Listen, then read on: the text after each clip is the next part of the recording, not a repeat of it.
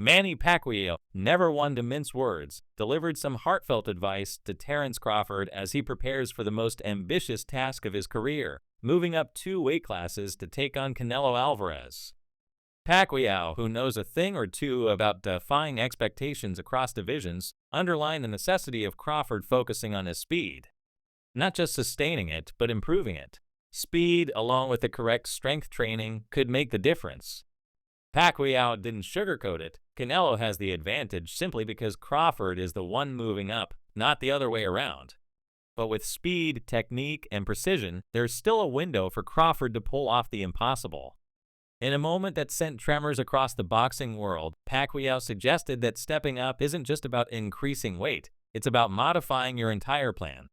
He equated prepping for such a fight to studying for a math test. If you have a math exam tomorrow, you study math, not science or English. In boxing terms, that means practicing for the particular style and size of the opponent in front of you, not just your typical script. His thesis was crystal clear. If Crawford wants to survive, let alone win, against someone like Canelo at 168 pounds, he must fine-tune every facet of his training. That includes speed, combinations, footwork, and a solid study of Canelo's tendencies. The highly anticipated fight is slated for September 13, 2025 in Las Vegas, and it's not just another bout, it's an event. Crawford is hoping to make history by becoming the first male fighter in the 4-belt era to become undisputed champion in 3 different weight classes. With a record of 41-0 and 31 knockouts, he's already conquered welterweight and super welterweight. But jumping to super middleweight? That's unknown territory. His opponent, Canelo Alvarez, is a veteran in that category with a record of 63 wins, 2 losses, and 2 draws. He has power, experience, and domination in 4 weight classes, most recently unifying the super middleweight division. Crawford's ascent has been remarkable. He destroyed Errol Spence Jr. and then dismissed Israel Madrimov. But Canelo is a different beast. When asked about the risk of facing Alvarez at 168, Pacquiao didn't hesitate to answer, "It's good for Canelo." His point: the natural size, power, and expertise at that weight class put the chances in Alvarez's favor. For Crawford to stand a chance, Pacquiao tells him to stay focused in elite fundamentals, fluid movement, and strategic discipline. But even with all that, Pacquiao knows there's only so much a fighter can accomplish when coming into a bigger man's environment. Looking back at his own experience, Pacquiao cited his bout against Antonio Margarito, where he moved up to 154 and used his quickness to neutralize a much bigger fighter. That template may be encouraging for Crawford, but Pacquiao warned that this bout is considerably riskier. Crawford will have to not just employ speed, but refine every technique to suit Canelo's style. And that's no minor feat. Asked explicitly whether he could ever see Crawford beating Canelo at 168, Pacquiao stated he couldn't picture it. That attitude is echoed by many veterans of the sport. Juan Manuel Marquez, another boxing great, declared frankly that he doesn't like the bout. He appreciates Crawford's brilliance in lighter categories, but thinks the size differential is just too much. Marquez remarked how Crawford appeared slower and less powerful versus Madrimov at 154. Now at 168, it could be a bridge too far. He stressed that weight divisions exist for a reason. While appreciating Crawford's excellent defense and fast combos, Marquez couldn't hide his uneasiness about the physical mismatch. Roy Jones Jr. took a different approach. He underlined that the fight's outcome depended less on Crawford's weight and more on Canelo's performance. If Canelo fights, well, he should win. But if he's off, Crawford may exploit it. For Jones, this isn't simply a battle of muscles. It's an intellectual struggle. He begged Crawford not to turn it into a foot race. Running from a bigger man merely gives him greater confidence, he warned. Instead, Crawford must own the center of the ring and outthink Canelo at every turn. It's about precision, timing, and discipline. Even while weight is an evident problem, Jones downplayed the concept that it will decide the bout.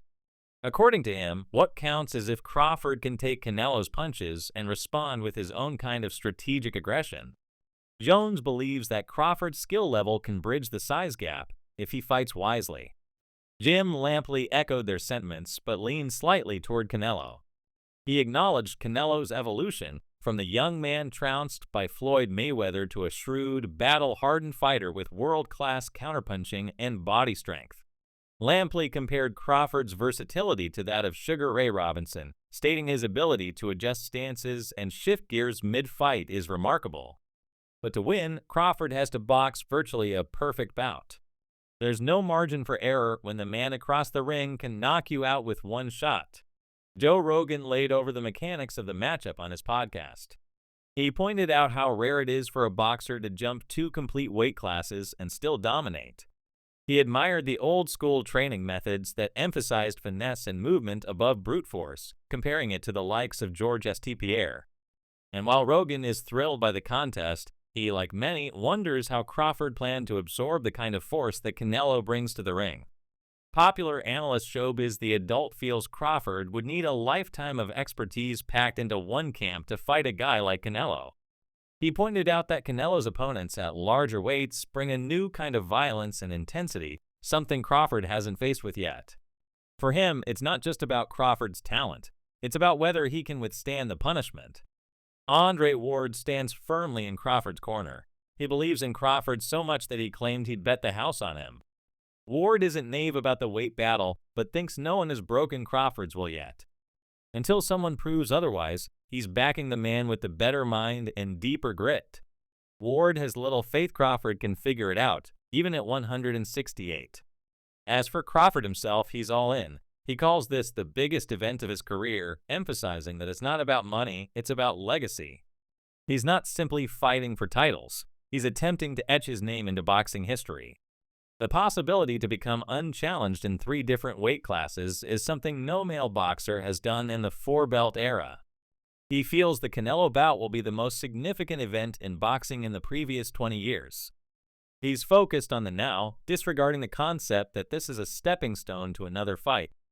One battle at a time, he says.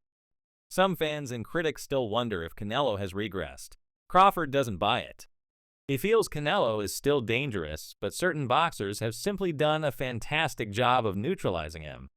When asked if he perceives any deterioration, Crawford alluded to movement and defense as essential components in beating Canelo, not necessarily running, but good evasion and posture. Crawford has even explored his former bond with Pacquiao. He described how a strong win over one of Pacquiao's sparring partners looked to derail a potential clash with the Filipino legend.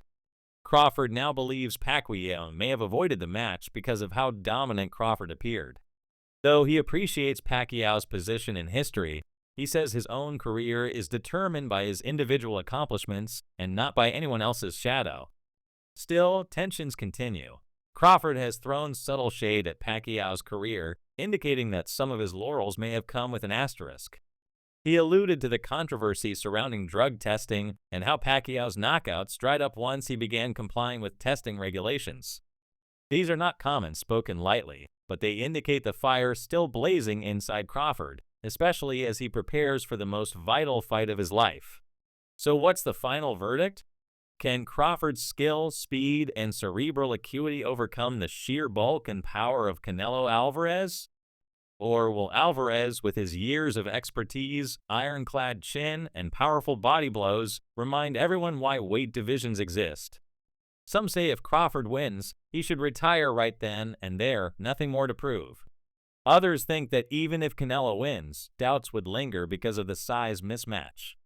But everyone agrees on one thing. This struggle is monumental. It's not just about belts. It's about legacy, daring, and redefining the rules of what's possible in boxing. Crawford is walking into the ring not just against a man, but against the odds, the expectations, and the history books. Come September 13th, we'll find out whether talent can overcome girth and whether one fighter's thirst for greatness can topple the sport's most entrenched icon.